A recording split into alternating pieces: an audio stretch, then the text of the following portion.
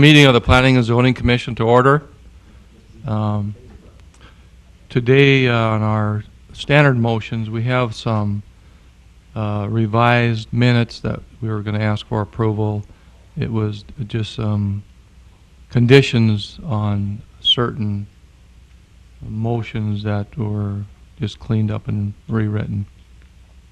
So at this time I'd ask, and I think we'll package these all together unless someone objects, to ask for an approval for the minutes for November 19th and the reapproval for minutes June 18th, 16th of July, 20th of August, September 17th, and the 15th of October, that the conditions were essentially written into them that were already recorded. Is there a motion to approve?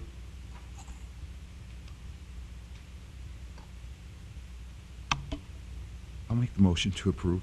There's been a motion to approve. Is there a second? A second. Is there any discussion? Any questions about that? If being none, all those in favor of the motion signify by saying aye. Aye. Opposed? Motion carried. Those minutes approved and revisions approved. On our regular agenda today, we have 3 items, but there's an item that's not on here. This is the, we believe, according to the last reports, is our Community Development Director, Ed Croton's last regular scheduled meeting for planning and zoning. And we'd like to thank him for everything he's done since he's been here for us, and all the hard work and dedication he's given to the city of Dickinson. We feel he's done an outstanding job, and with a number of items that we've had to deal with and the city's had to deal with, and the comprehensive planning that's been dealt with and move forward, those things that we would especially thank him for, and we appreciate his dedication and his professional work for the city. Thank you, Mr. Croton. Well, thank you, Chairman. I appreciate those thoughts and the comments. It's been my pleasure. I've seen this board evolve over the almost 4 years I've been here. From the time that we were just looking at things and it would just be yes or no to now, where you have very insightful discussions, and of course now we have a comprehensive plan, and our West Dickinson plan is moving forward for adoption, and just a lot of hard work. And I appreciate your efforts, your volunteering your time. I mean, that is one thing that's very commendable. I mean, not everybody has the opportunity, and I want to thank you for that, and thank you for being open and receptive to ideas, and working with me and the public as well. But I think main thing is you volunteer your time. You get a little stipend. That is, as you and I both know, is not much, but you volunteer your time to help out your community, and this is one of those boards that have a big impact in the community, and I want to thank you for that. Then I know all staff do as well, because without you, a lot of things would not be done. And I think you're a wonderful board. You've worked well, and I'm sure that I'm leaving it in good hands. Steve, and also I'll mention that Mark Millstone, he's our contract engineer. He will be filling in my absence as well. I will be doing some additional consulting where I could be available to help out in the interim basis until they hire a planning director to fill my spot. But so you'll have 2 people that will be working with you over the next several months, and I hope that the time is short until the city could hire a new planning director and continually move forward, and you actually find a planner that knows what he's doing. So with that, thank you very much, and let's get rocking. Oh, thanks, Ed. Thank you very much. Our first item today then on our regular agenda is a preliminary plat. It's to consider a request for a minor subdivision plat for the Tormashy subdivision. The site is generally located in the southwest quarter of Section 20, Township 140 North, Range 96 West. The site is approximately 6 acres. And at this time, I'd ask the party presenting, please come forward.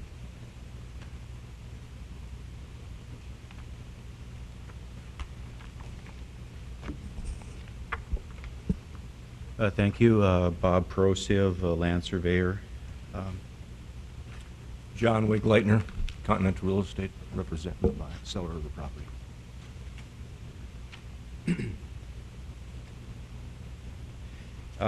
Worked with Steve on this. You have the staff recommendation. We have a 6-acre subdivision.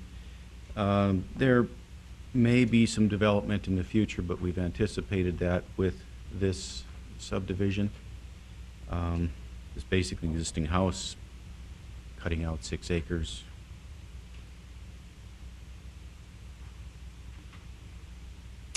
Anyone have any questions or comments for the Mr. Prosiv or Mr. Wieglander on this Is it plat? is it a single family home or would it be more development? It's a single-family home. This area, if there was any development done in the future, would be single-family homes. Well, because I live out in that direction and our lot's like 5 acres. And this is 6, and the anticipation in the future It would, would be like in town. no. No, not yet. We'll just, Oh, we'll get her to come up here in a I'm minute. sorry. Okay. No, that's okay. I was just wondering. That- if this is you said fine. more development. I Yeah. figured more single family homes would be in Yep. the future, yeah. Sure. But I guess with that, to assure the council that there is some thought, but I don't think that's very immediate. It's down the long.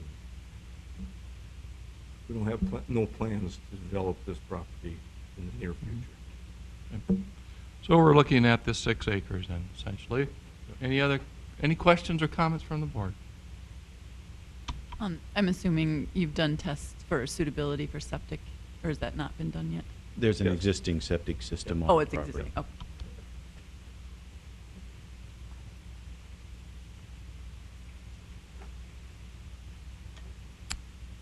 Thank you very much. Thank you. And ma'am, for the record, would you please come forward and just give us your name and address? Oh, I'm No, that's fine. It's still early. I've never done this before and I that's appreciate you fine. taking some time. I'm Lynette Harstead. Okay, I live in the Maury Bank subdivision, 3375. It's a weird address with a 112 with a capital S Avenue Southwest. I am right across from the SM fencing business. okay. Sure, and And I figured more homes would come out there and they'd be on kind of larger lots, maybe eventually. But our concern is, and it's been since we moved in there, and when I was first looking at the land, we were told there was a small fencing outfit, and then there was a real estate outfit in that Quonset thing. And I said, well, I have no problem with the small business here, because that Quonset was already there. Well, it's morphed into energy thing and something more, and it's gotten bigger. If I'd have seen what it was now, I'd have never built across from it.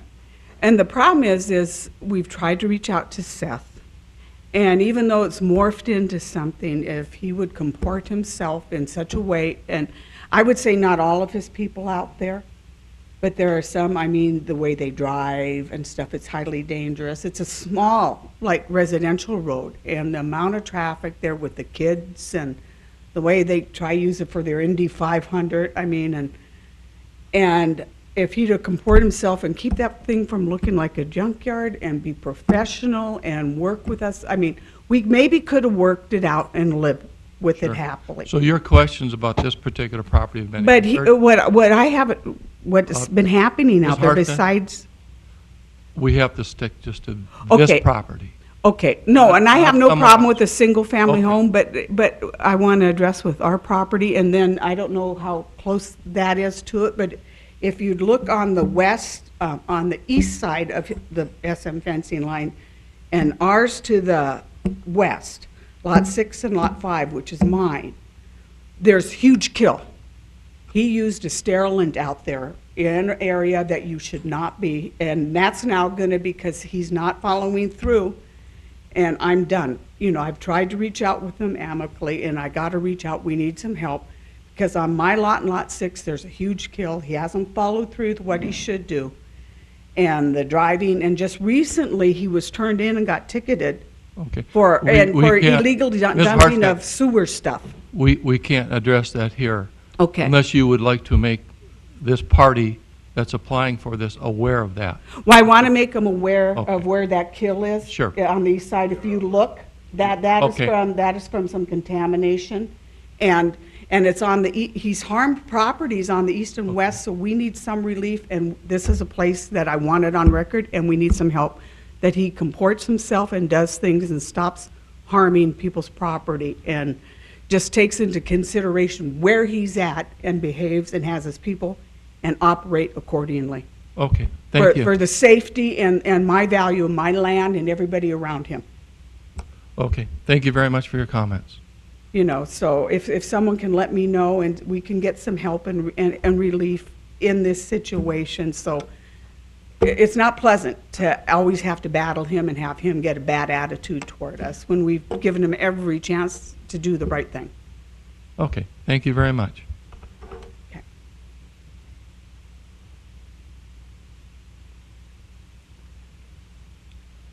Anyone else would like to make comment on this? Mr. Chairman, Preliminary plat, please feel free to. just a question for staff. I know this is across the road from the various phases of Meadow Hills, correct? Have we looked, is there any kind of a street intersecting 40th on the south side that would be opposite this track? Commissioner Jackson, we haven't gotten that phase of Cook Meadow Hills. They do have a master plan Yeah. for that. One of the conditions of this Tormashy subdivision would be to plat a street on the quarter line, at least dedicate an easement for a potential future street. It is identified on the master plan as a future collector. And so we're asking for a 40-foot easement along what would be the east side of this tract. Okay. We can do some further investigation to see if that easement might line up more appropriately with a future street in the Cook subdivision. I don't know that right offhand, though. And I don't know how that'll work, but at least we should look at it and have our eyes open about it. So that's going to happen between now and the final plat? Yes. Okay. Thank you. Anyone else from commission wish to make comment?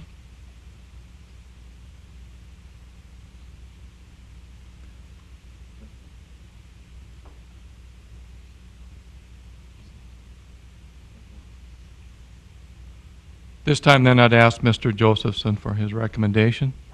Actually, Mr. Millstone will be giving the presentation. Okay, thank you. Morning, Mr. Chairman, Commissioners. My name is Mark Millstone. As Ed said, I am currently one of the city engineering representatives, and I'm looking forward to working with the planning unit come January. Thank you. Concerning this subdivision, city staff recommends approval. And then I'm open for any questions you may have about it. Any questions at this time for Mr. Millstone?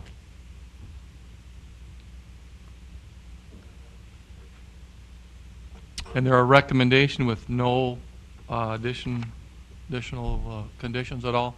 That is correct. We have talked to the applicant, and there are some issues with the existing building being within the setback area. And if there is any detriment to the building, whether through fire or tornado or what have you, and it gets damaged to at least 50%, we're telling them that they have to revert back to the setback. And as Mr. Kubis talked about, when a road does come through there in the future, we will get the right-of-way available for that road from the property to the east. Thank you. Thank you. This time I'll close public portion of this hearing, and I'd ask for a motion.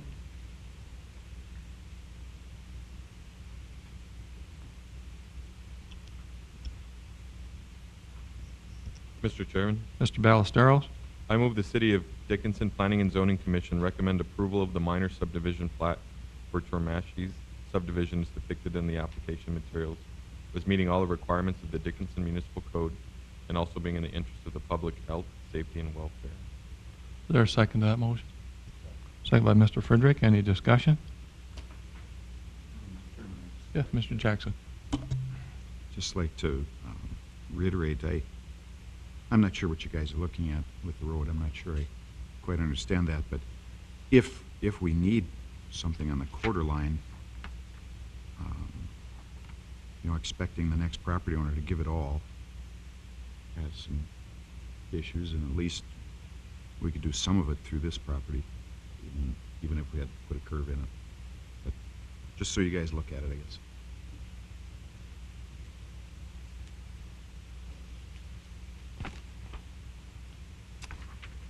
Any other discussion? If being none, all those in favor of the motion signify by saying aye. Aye. Aye.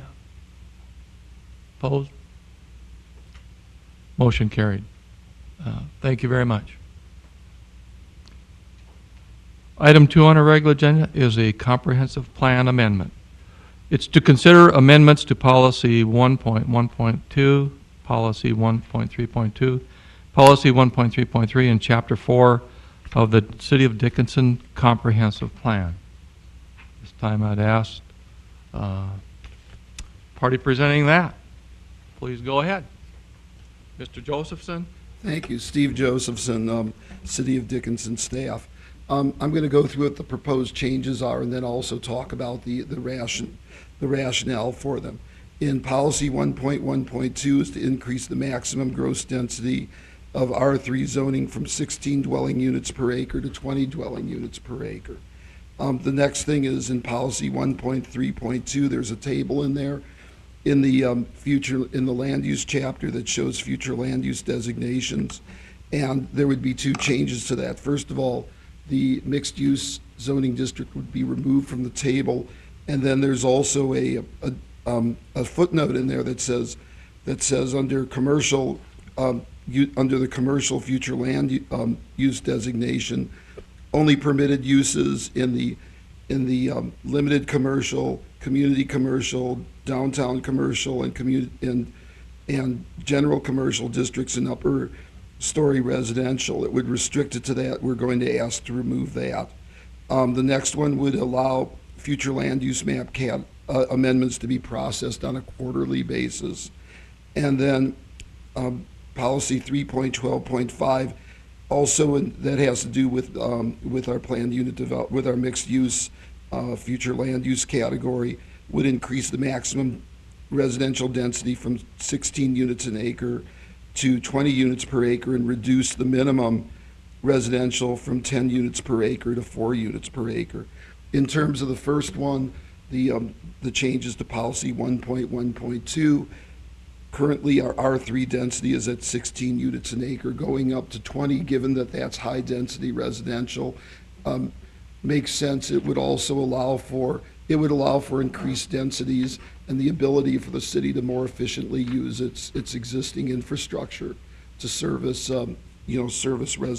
residential development. And it would also allow for a few more units in the R3 zoning district. In terms of policy 1.3.2, the reason why the MU zoning district is going to be is proposed for elimination from chapter 3 from that table is that you will be hearing the next item. There'll be changes to the zoning code. There's mixed use category in the zoning code, and that's proposed for deletion. So that would make that consistent with it. And removal of that footnote allows for consistency with a portion of the municipal code that states that any use listed in the code as a permitted or special use may be included in the planned unit development. So this was just a case of where what's in the existing zoning code for a PUD is inconsistent with what's in our comprehensive plan. And then in terms of policy 1.3.3, currently it only allows for amendments twice a year. We realize that there may be times that this could put off development projects for a while where if somebody came in with a proposal to rezone and develop a piece of property and they needed a future land use map amendment, those can only happen twice, twice a year. So by increasing this to quarterly, it would allow the opportunity for, for development projects to come in and not have to wait 6-month period before amending the future land use category, before they can go forward with a rezoning and subdivision. And then the last one, which is 3.12.5, again, that's consistent with the change that's being made in policy 1.1.2, which is saying in the case of mixed use, in the mixed use land use category, we're increasing that to be consistent with elsewhere in the proposed change elsewhere in the future land use, in the land use chapter, and that by decreasing the minimum residential density, it would encourage the use of the planned unit development to create additional single-family lots. And I'm here to answer any questions you may have. The wording from 1.1 to 1.3 on, is it intended to be the same, the maximum residential density as the same as the maximum gross density of R3? Are those to be the same? Is that At just 20 different terms but the same thing? It's the same thing. Okay. Is there anything, just to clarify, there's nothing higher density that we have? Than 16 currently? No, Okay. there isn't. So this is an opportunity to, sometimes we find we have to tell developers you're limited, under R3 zoning, you're limited to a maximum of 16 units an acre. And this really is not, it's inefficient, for high-density zoning districts. Sometimes there are, there are multifamily developments where they could get up to 20 and still be able to, to do that and utilize city utilities sources. So this is just a matter of allowing them to do 4 extra units per acre. Thank you. Mr. Chairman, we do have in our comprehensive plan that one destination of R4 that we have not implemented yet. The intent of that was to put that downtown to allow greater densities downtown. And that's something that we can move forward probably in the next year to increase that, or selective portions of the city where we feel that a higher density than the R3 would be warranted for that. But that's the only exception that we have, but we have not implemented that as of date. No. Thanks, Mr. Cordon. Anyone have any questions or comments for Mr. Josephson on this comprehensive plan amendment? Mr. Chairman, I'm wondering, as far as decreasing the minimum to 4 units an acre, has there been demand for that from developers? They're wanting to put single family in R3, or kind of what was the impetus for? Oh, no, not for R3. If you're doing in the mixed use category, in the mixed use zone, future land use category, people come in with planned so unit developments in there. Then right now, the lowest residential density they could get is 10. Well, right now, multifamily is not really an issue, in this city. It's a way for people to use, if they're in the mixed use land use category, they want to do a planned unit development and they want to do single family homes. It does allow for, for larger lots and a lower density. So you're saying for 3.12.5, that's just the range in all of our zoning categories, is that correct? Or is that? That's for the planned unit development. Oh, okay, good. So if someone came in the mixed use future land use category and they wanted to do a planned use development, the lowest residential density they could get is 10 units an acre. Well, as you know, we really need single family. We need to add single family to our housing stock to balance things out. So that way, you could, in the mixed use future land use category, you could get planned unit developments that would encourage single family.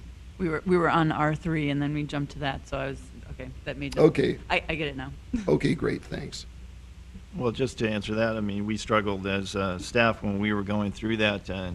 We realized that, sometimes you establish policies and then inadvertently you find out that you made a curve instead of going straight. And kind of looked at that and we felt that we had removed the incentive to bring forth single-family units. That's what we need. We have all the entitlements that we need, well more than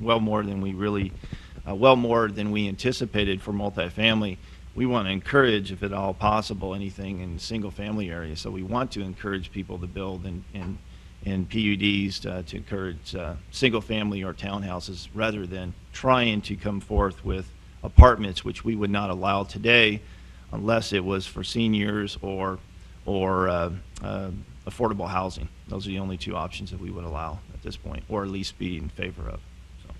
Yes, and I just wanted to add, it's not unusual to see mixed-use developments where you've got lower density and higher density, or some of them where it's primarily lower density residential. Any other questions or comments? Okay, Thank you very much, Mr. Thank Joseph. you.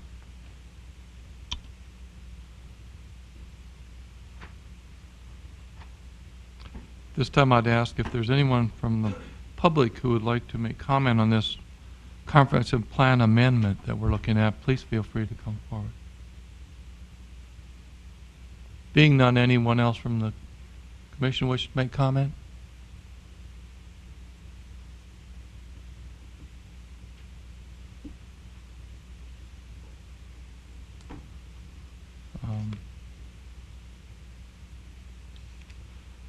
This time we'll close the public portion of this hearing, and I would ask for a motion.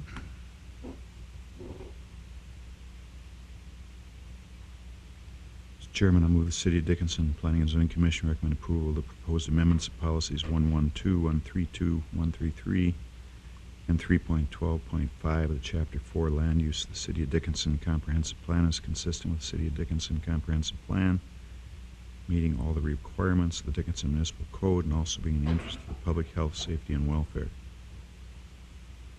Thank you, Mr. Jackson. Is there a second to that? Second by Mr. Ballesteros. Any discussion? Being none, all those in favor of the motion signify by saying aye. Aye. Opposed? Motion carried. Thank you very much, Mr. Joseph.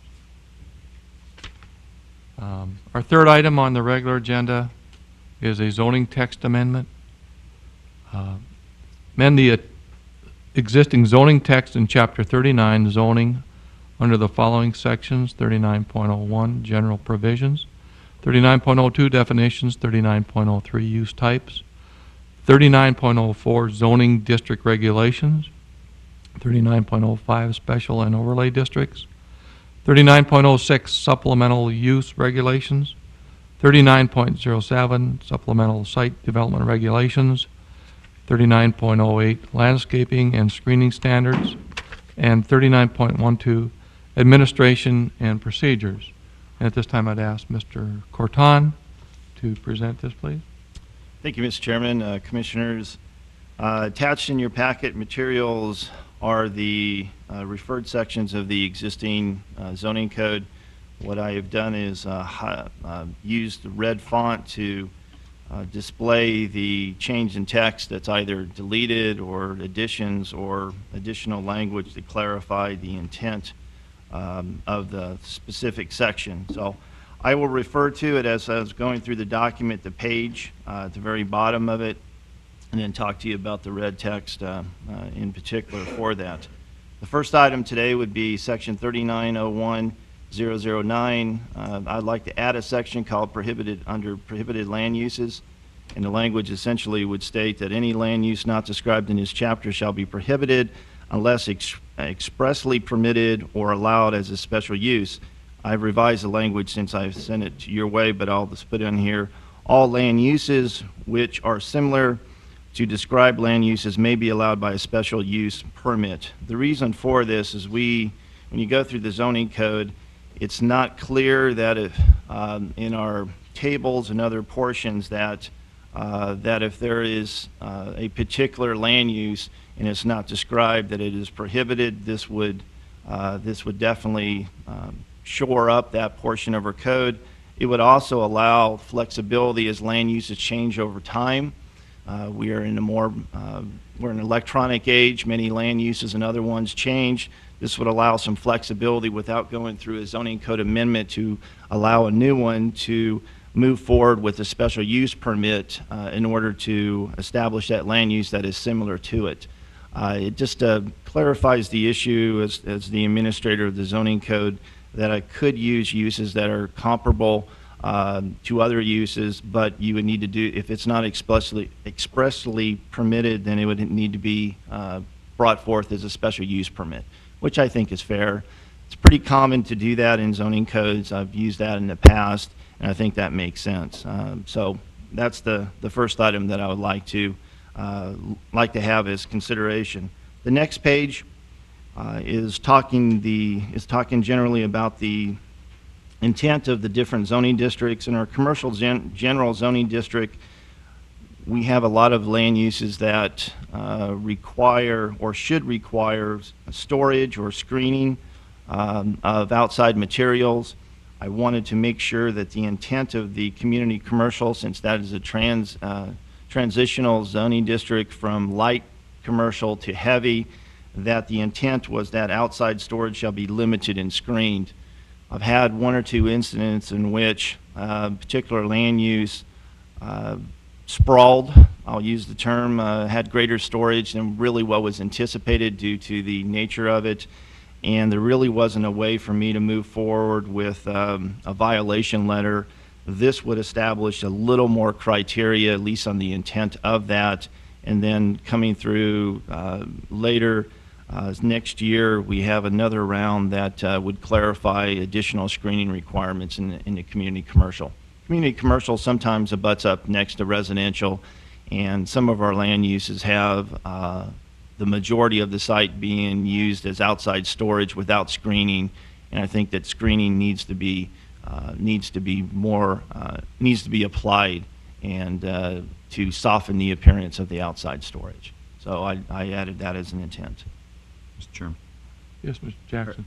When we say outdoor storage shall be limited, that's a undefined thing. You're okay with that, huh? It's part of is your purpose statement. It's broad in nature.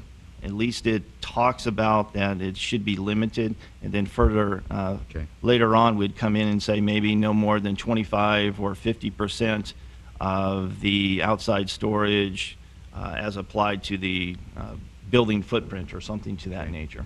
And then the screening, do we do a decent job defining screening? We need to work on that. That's another element for it. Okay. And it's difficult because you normally apply screening across for zoning districts, but there are some uses that should have a higher screening standard, and you'll notice the other land uses that I do have, I've moved them from permitted to special use permits so that we could require those additional standards as part of their entitlement. Okay. I had a comment. I totally agree with this, but as far as Mr. Jackson pointed out, the definition and really defining it, as far as outdoor storage, I think that too, can we go on further and say, at some point look at this, say the timing of that storage. Mm-hmm. Does storage mean it's there for 12 hours or 2 weeks? Then it becomes storage, or a timeline? And the screening should be definite, no matter if it's there for an hour, or 2 weeks, or 2 months. Right. So this is excellent as far as, but I do think it should be really defined where, okay, we intended this to be screened, Mm-hmm. whether you're going to store something there for an hour or a year, Mm-hmm. so that we get definitions on those that it really apply.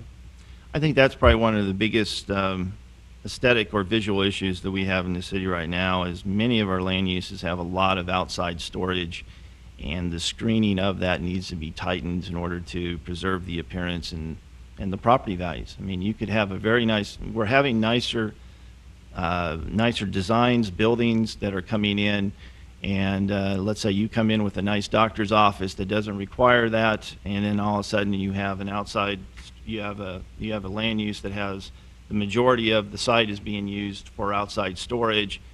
and that adversely impacts what your perceived perception of your building is. So I don't see that it's a major undertaking as an expense. I think it's just a natural evolution that you would have as a community.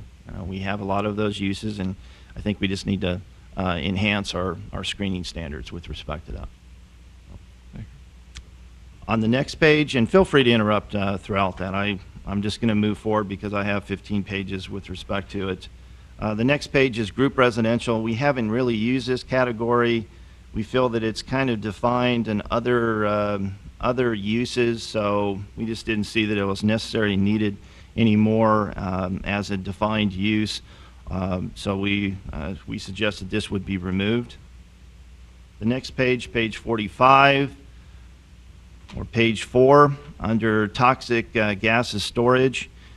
Under our current code, we, under note 9, which will be a couple pages later, we prohibit toxic gases, which makes sense. We have a requirement that it can't be within 2 miles of a residential district or a half a mile from another use. However, I feel that the intent of that was to protect our residential areas and protect the life safety issue. However, I think that the small quantities can be put with a special use permit can be put a little bit closer.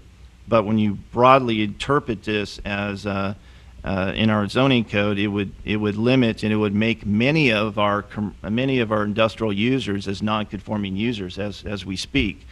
So in order to address the issue, I think appropriately, I would recommend that we would place that in the general industrial as a special use permit so that we can condition it appropriately. Obviously, we would check with the fire department to make sure that those quantities, we'd specifically limit those quantities to a level that we feel that wouldn't be a hazard to the public instead of outright prohibiting it. Because many of our industrial users,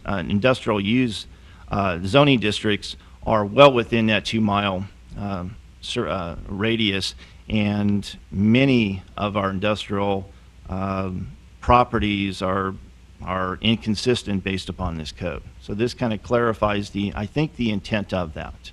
Sometimes you broadly interpret a section in code and you need to come back and clarify it within certain parameters, and I think the special use permit would allow us to do so. And we would be very strict on how we'd apply it, but allow some greater flexibility for it. So, I don't know if there's any concerns with respect to that. Okay.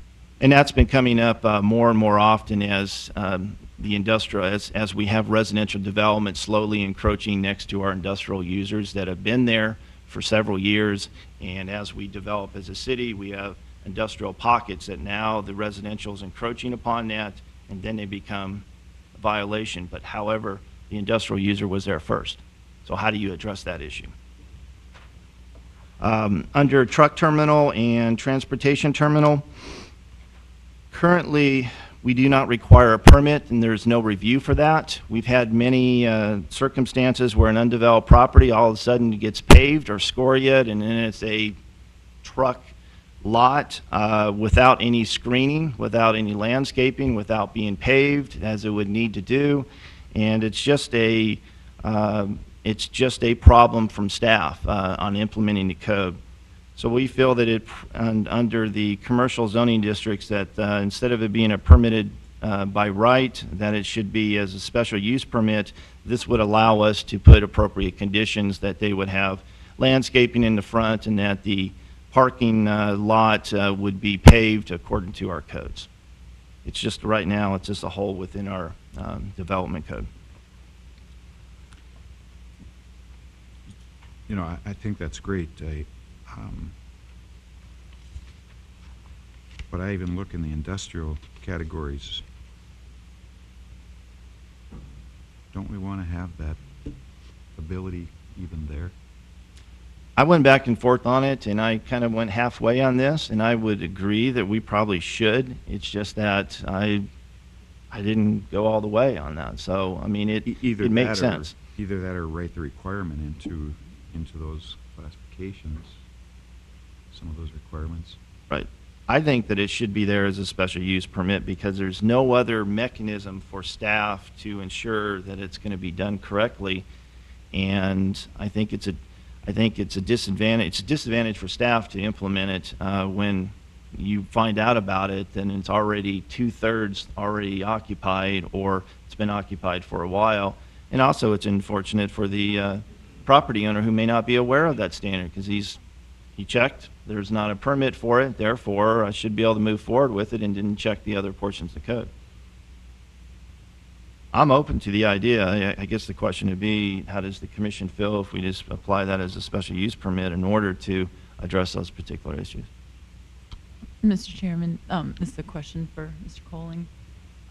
What mechanisms do we have in that instance, where development happens not according to the code, and like Mr. Cretan was saying, you get 2/3 done with the project, and then what are we, as a city, what are we supposed to do to make sure that they undo what's not complying with the code?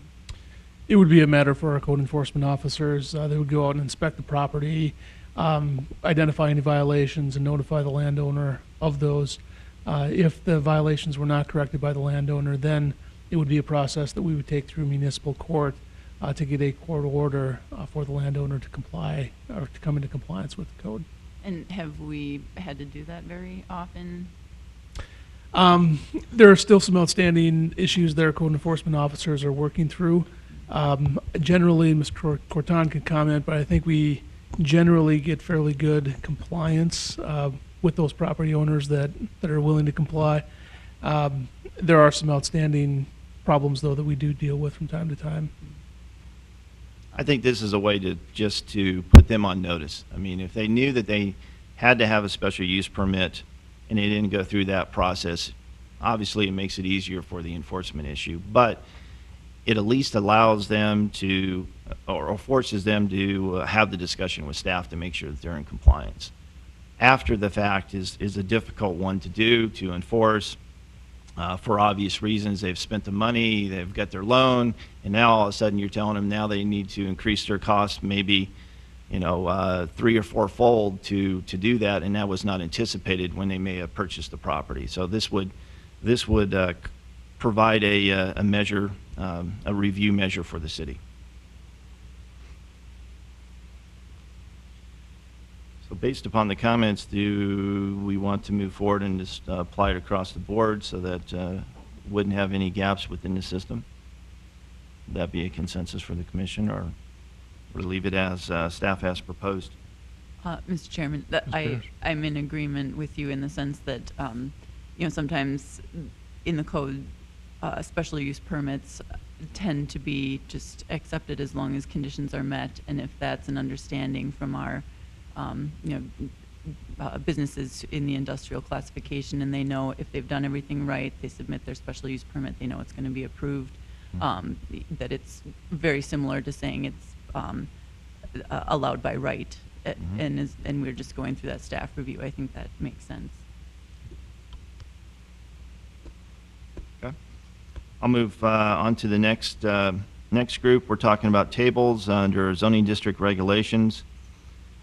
Much of this is more housekeeping and clarification. I have made zoning determinations to clarify the language in red, but it's not codified within our code.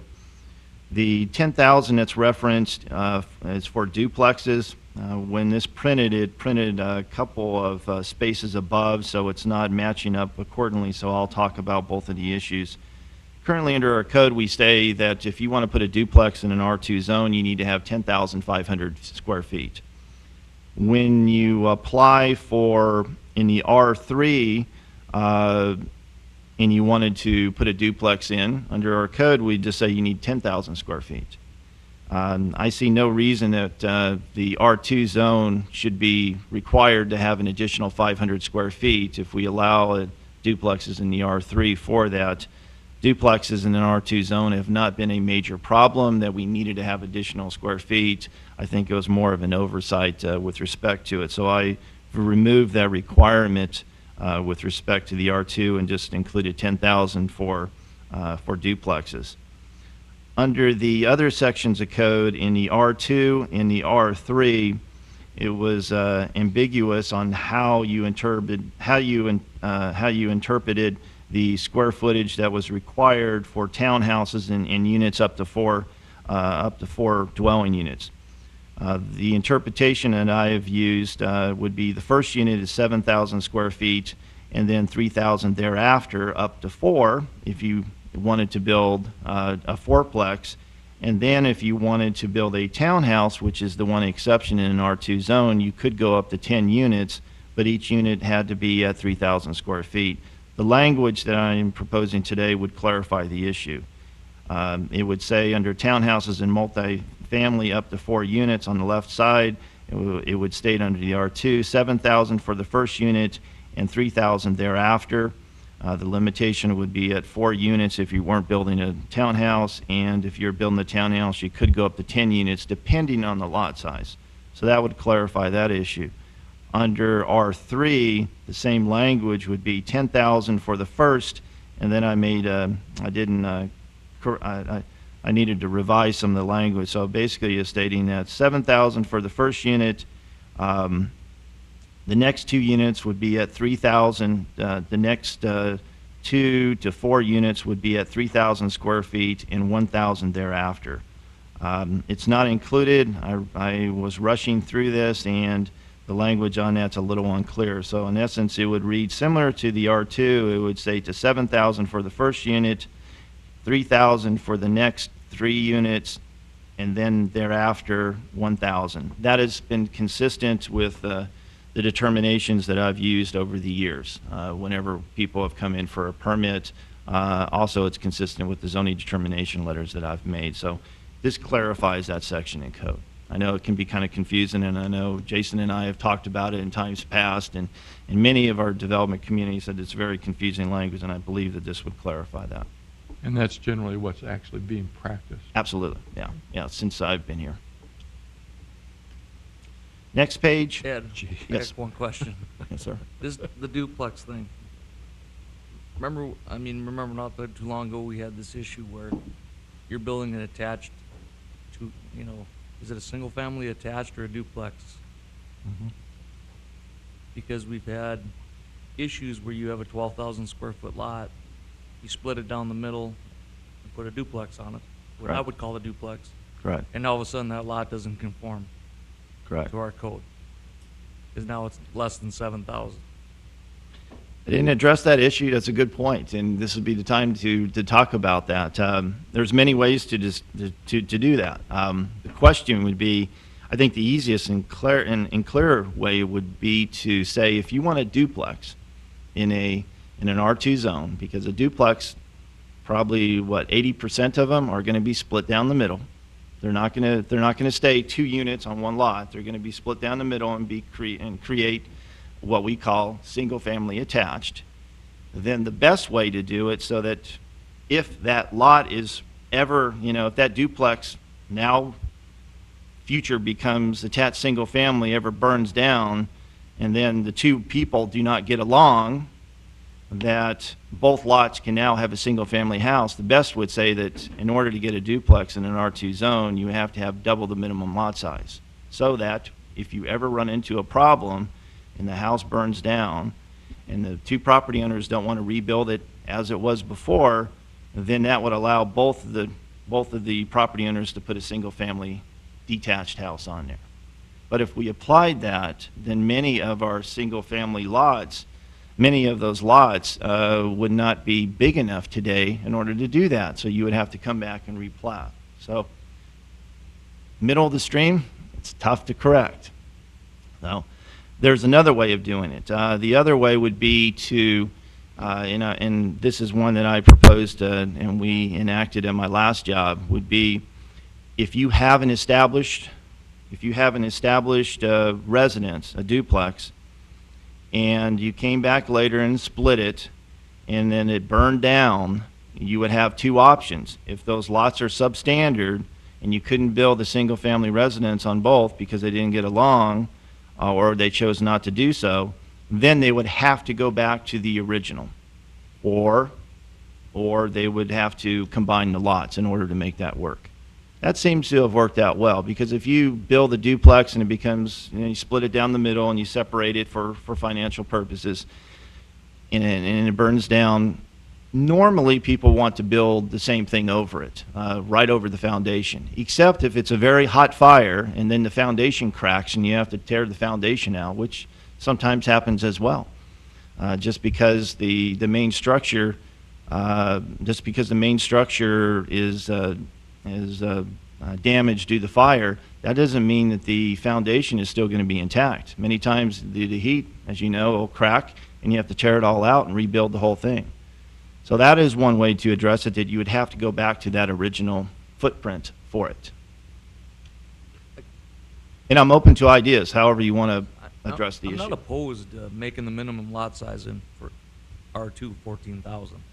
Okay. But the problem is right now it's hard to go back and tell all these platted subdivisions that all of a sudden their R2 lots can't have a duplex on them because they're 12,000. Or we could say any new created lot from the time of the adoption of this ordinance or the new standard, prior ones would be considered non-conforming lots, but would be vested in. Mr. Colling, can that be totally defined with clarity so everybody would understand it going in or out of these situations, property owners? I think we can put as much clarity as possible into the ordinance. There are always issues that are going to come up, but I think this is one that deserves some more thought and some good crafting of language to correct the issue. I mean, we could do that. I would agree. We could probably write 3 pages to try to clarify it, and still there would be some ambiguity that you would have to use for interpretation. But it can be done. Well, I mean, the one issue is it a single family attached or is it a duplex? I mean, what's the definition? The definition in our code, because originally you come in, it's not single family attached because it's still, you're putting two units on one lot. Therefore, by definition, that is a duplex. That's not single family attached. Unless the original application, the original permit showed that it was straddling 2 existing property lines, which it's not doing whenever you apply for it because you're showing the residence in the middle. So it's a duplex. And due to a provision in our code, we allow those duplexes to be split down the firewall and to be segregated that way. We allow that. I don't know if that was the original intent. I don't perceive it was. It was just something that happens as part of the market conditions. Because if you have a duplex, what happens when, the original developer, it's fine because you own both units. But when you sell it, the financing company is going to say, okay, are you buying both? Or you're only buying a portion of it, therefore you need to have a separate lot in order to get financing. And that's where we run into problems. I guess I'm not, any idea what other jurisdictions do? I'm not sure. Most of them I wouldn't say, I wouldn't apply the term ignore it, but just say that's just a natural consequence to allowing lot sizes smaller for duplexes than being split down the middle. And I know most mortgage companies now and banks are requiring a common wall agreement. Maybe that's something that, with the permitting, if you're going to split it down and it's going to be a smaller lot, that a common wall agreement has to be, submitted with the permit, where it says if it burns down, it's got to be rebuilt to the same extent. And we could do that. That could just be a form that has to be notarized as part of your application for that particular one. And I'm fine with that. In essence, it would be like a condo plat. Yeah. Both of them would own, they would figure out their portion, and it would be between them to figure out who owns what exterior of the building, and then the interior portion they own solely themselves. And for me, I mean, I built a lot of twins, or I call them twin homes, or duplexes, whatever you want to call them. I mean, the people that are buying those don't really want big lots. I mean, they're looking for a small lot, Right. downsize or whatever. So, I mean, there's got to be, we don't want to run into it in the future where we've got all these lots that are 12,000 square feet, and all of a sudden you can't split them and put 2 units on them, and then they're not really in the intended purpose of what they are to zoning. I don't think so. No, I like the suggestion. I think that's a good suggestion. We could work on an amendment and bring that forth, because I think that issue has become more and more prevalent, especially as we're building more and more of those, and eventually we'll have those people will want to sell. You know, they've got into them, and after a couple of years, the natural thing, people will want to go to maybe a single family, or they'll want to have another unit. So that issue will become more and more prevalent over the next couple of years. Yeah, and corner lots become even worse because of the setback issues. So Right. if you got a 12,000 square foot lot that's on a corner and you slide everything over, you know, that one lot might get down to 5,000 square feet, you Mhm. know, so Mhm. causes some issues. but- No, I like the suggestion, and that could be one that we could entertain and see ultimately where you want to go as a commission. There's various ways to do that. So. Okay. How about if we just hold off on that particular portion until, and just have that as a discussion, maybe upcoming in the next year as one of our workshop sessions to discuss the various alternatives whenever staff's ready to have 3 or 4 alternatives, and then propose that to you and see which one that you feel would be the best. Okay? Everybody agree with that? Sure. You know, I would go further. I mean, you two guys seem to be coming to a place on this. Mm-hmm. Yeah. Do something and let's get it done. If you have an agreement, you know, maybe you and I could talk before I do leave. I don't have a lot of time, but I could work on some general language, and it could be brought forth by Steve over the next couple of months. So, Yeah, let's do it. okay. Next page, page 50, under maximum height in our industrial districts, we do not have a height limitation. It's not been a problem in the past, but I just saw that it potentially could be for some kind of a land use, so I felt that after 60 feet, an SUP would probably be appropriate to address it and to see if it makes sense to allow a structure that's greater than that height.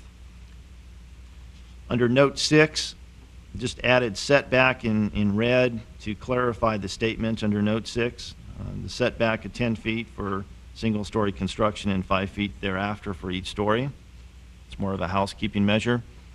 Next page, under Note 8, the original language, instead of it being 1,200, was 12,000, so that removes the 0. That's a housekeeping measure. Under Note 9 is the one that I talked about prior. Specifically, I'm looking at adding general language at the very end of it. This is where I was talking about the toxic gases, where it says, today, storage facilities for toxic gases, materials, tanks, or bulk facilities shall not be built within 2 miles of any residential subdivision or within 1 mile of any building for human occupancy. Years ago, when the code was established, we didn't have a problem with this, but as the industry is becoming more and more industrial and residential developments are now encroaching upon it, now that becomes an issue. So I feel that just adding some additional language to clarify that under specific circumstances, as long as we are protecting the health, safety of the general welfare of the public, then I think we're fine with that. And I just added generally, comma, unless approved by a special use permit after a finding that storage will not pose a potential public health hazard. And as part of this would be consultation with the fire department to make sure that that quantity, if there is a leak, would disperse prior to getting close to a residential district, and it would not become an issue. And on the vice versa issue where residential has encroached upon a already existing, It would be considered a non-conforming use at that point. The difference would be is that, let's say that industrial use would not be able to expand because now the residential use has encroached upon it. And that's the problem that we run into, is many of these had smaller tanks, and now they're working, let's say, in the oil industry, and now their business has grown 2 to 3 times over the last couple of years, and now they want to expand, and they don't have that ability because you have residents now within that 2-mile radius for it.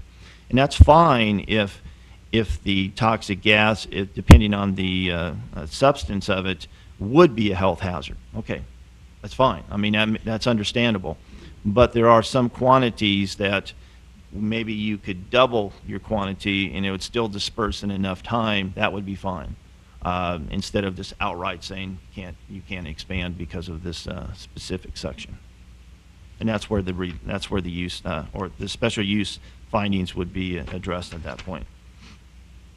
Next page, page 53. Remove mixed-use district. We do not apply that anymore. We have the PUD portion that we've applied. There's no point of having that in our code. Next page, section 3905019, floodplain floodway overlay district. The engineering department does the administration for it. It makes sense to move that under chapter 40, floodplain prevention, to include this along with the other floodplain codes under that chapter instead of having it stuck in the zoning chapter. Doesn't make sense. Chapter 3905030 on the next page, corridor overlay district.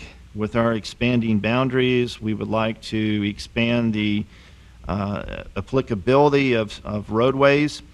So we're adding new roadways mainly due to our West Dickinson plan.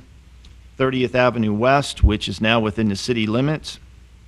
33rd Street Southwest, 1 mile west of the intersection of Highway 22 and 33rd Street Southwest. Can I stop you there? Is that the bypass? Yes. I just, I realize right now we don't have jurisdiction on most of that, but I wonder if we shouldn't just leave it 33rd Street so as we gain more jurisdiction. That's where you've got the rest of them. Mm-hmm. Like you just remove the 1 mile and just say 33rd Street. Yeah, that'd be because fine. we'll be picking up more as time goes by. Yeah. Mr. President, we do have zoning jurisdiction over the whole of the interim bypass as well. It's not within city limits, but it is within our zoning jurisdiction, our ETZ. Isn't some of the east-west outside our jurisdiction, or is it all in? All of the interim bypasses within the It ETZ. is, huh? Okay. So we should just list it as 33rd Street. I think that's sufficient, yeah. The ultimate bypass won't be within our ETZ, but the interim is. So then that would be the same as fire safety, whoever else is gonna call it the same thing too. We could put, 10 and 11 are in essence the truck bypass, and we could just say truck bypass from 33rd to exit 56, and that would include that whole area as it comes in. And then that would probably make the most sense. I'll make that clarification if that makes the most sense. Highway 10. Highway 10 is now within the West Dickinson area, and it's been applied generally as part of the county for developments. And then 116th Avenue Southwest, that would be the southern portion of the new interchange from the interchange at exit 56 to Highway 10. So those are the areas that we're proposing of adding roadways to.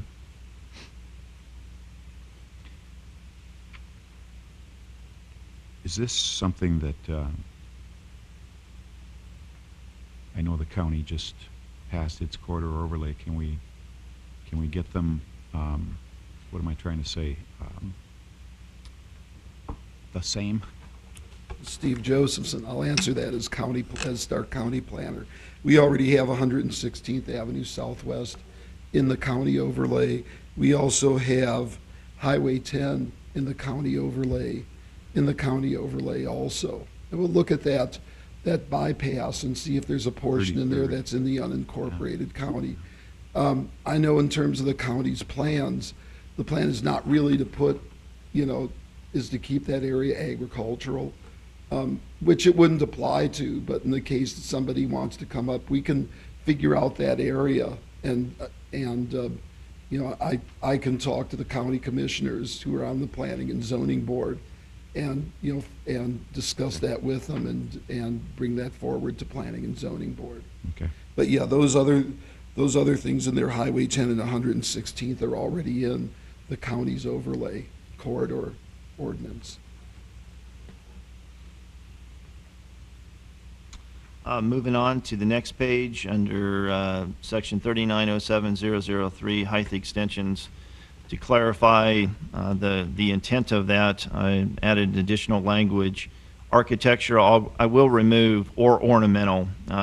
that doesn't make a lot of sense when I started looking it up, and I think you could apply it in other ways that would not be intended. So let's put architectural treatments, including but not limited to parapets and towers, not to exceed 10 feet in height. The reason I put 10 feet in height is because the language for all the other exemptions after the next text, it does not provide any limitations to that. So I wanted to make sure that we had it no higher than 10 feet. That makes sense to provide greater articulation and greater flexibility for commercial developments as they move forward. Next page, exceptions to site development regulations for creative subdivisions. We do not apply creative subdivisions, so recommend deleting the entire text of that. We have our PUD portion that we've been predominantly using. Under fence regulations, under 3907005, this clarifies the issue with respect to corner lots and double frontage lots. The new language would read, fences on corner or double frontage lots must have a front yard or side yard setback as determined by the planning director or his or her designee. This would clarify that you actually have two setbacks. Many times people on corner lots will look at the front yard setback and feel that the fence can go all the way to the sidewalk. That's not the intent, even though the code states that it needs to be 15 feet inward. Hopefully this will clarify that for the public. Next page, buffer yard provisions. I added some additional language because there are situations on side yard setbacks in which the building can be placed closer than the buffer yard setback. This would still require that the buffer yard screening and setback would apply, but the building would encroach further. What happens, or how it's been applied, would be if you're required to have a 15-foot buffer yard setback and you had a building, the building would, and building many times encroaches to 6 by the zoning code, then you just apply the 6 foot for the remainder of that. This would make it so the building could encroach per the zoning, and then the buffer yard would wrap around that. That clarifies that particular issue. Next page, under opaque barriers, this is a screening requirement. I got rid of the requirement of wood fences to be used. Wood fences do not hold up. For the most part, our community has turned to vinyl fences or greater quality because of that, but wood fences, due to our natural environment, only last a couple of years before they start to have issues. So I wanted to change the language to require an opaque barrier, vinyl or higher quality fence instead of wood to be applied as a screening barrier.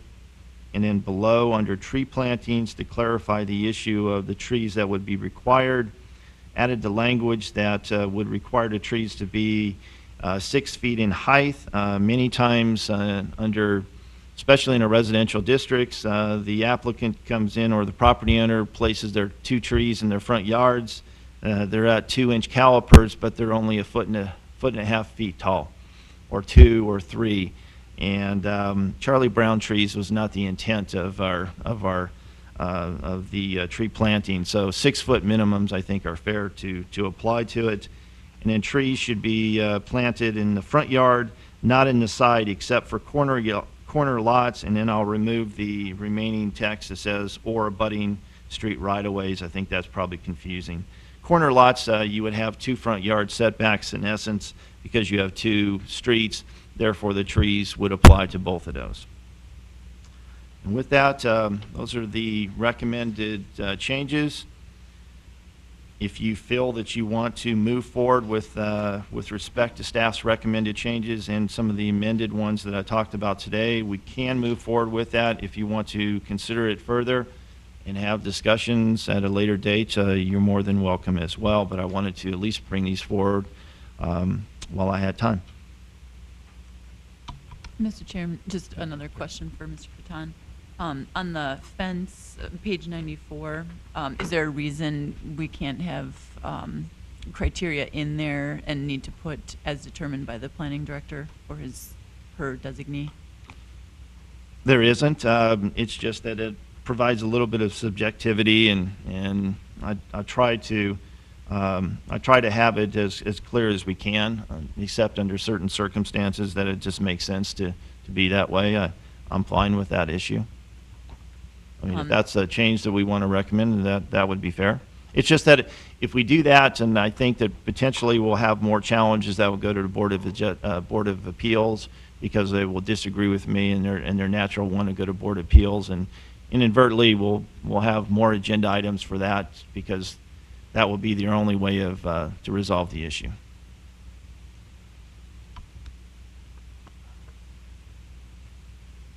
Any other comments? I would like to see us move forward with this with the, I think there's been a consensus on a couple items that we would remove and discuss later on the duplex, the twin home. That everybody agree that that could be removed and discussed and clarified? Any other items that anybody have any strong feelings about that they wish would be left out of it? Mr. Chairman, as far as sort of similar comment for other, toxic gas storage, truck terminal development, screening for storage, it seems to me that we should create more detail for those items so that the public can go into the zoning code, they know what the expectations are, instead of just having general language that may leave us potentially open to legal action for inconsistency. I don't know how strongly we feel about that from a legal standpoint, that we would need more detail. Kind of a question for Mr. Poling. Yeah, I think Mr. Corton and I can get together. We can add some additional specificity into those items.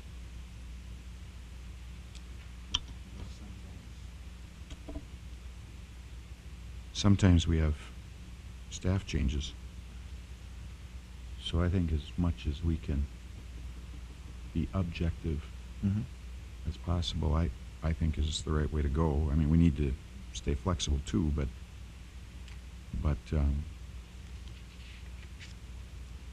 I think as specific as we can be is good. I would agree. I mean, Steve and I have been talking about these changes for a year now. 1 month is not going to adversely impact it. If you want to run it all together, it makes a lot more sense to try to bundle in administrative amendments instead of every month, and then you're like, well, when did that happen? Was it February, March, was it May? And just doing it once or twice a year. At this point, I think that we could probably clarify the duplex issue and come up with language pretty quick. My suggestion would be let's bundle that in and then do this all at one time, but you could vote, if you like, we'll just come back with that language, and then when you're comfortable with the language and move forward this amendment all together as a bundle, as a package, instead of just coming back with that later one. That would be my recommendation. And I think we could probably get that done in January as part of, if you feel comfortable, or February. None of these are time-sensitive issues other than just the applicability on a specific project that we have. So. Everybody concur on that? That sound good?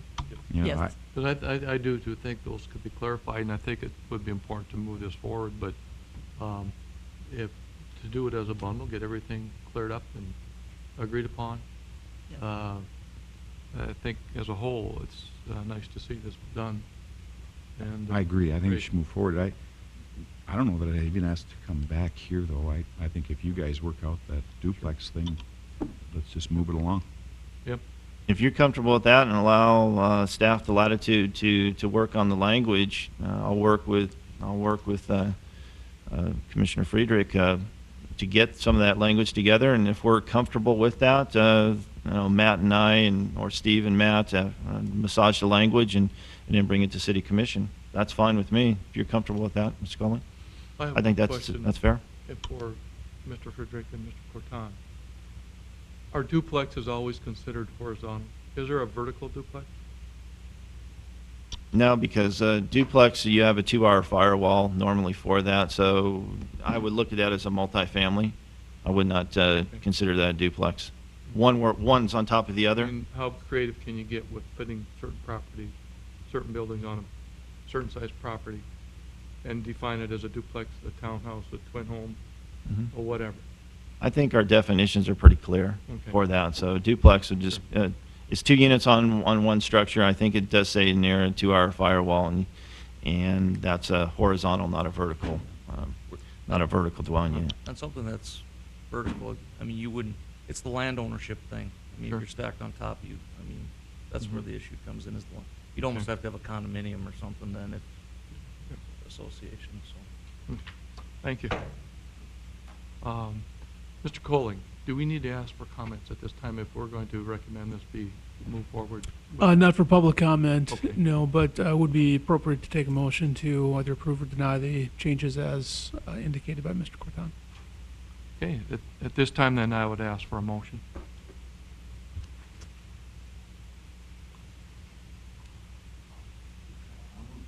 I'll move that we approve the proposed changes to the code as amended in our discussions today. Is there a second? Second by Mr. Friedrich. Any discussion? Just like to comment with the motion that I think that the details should be added, not just for the duplex item, but for all of the items. And I do believe in discussion that comment that everybody has appreciated that the realizations there that must be done.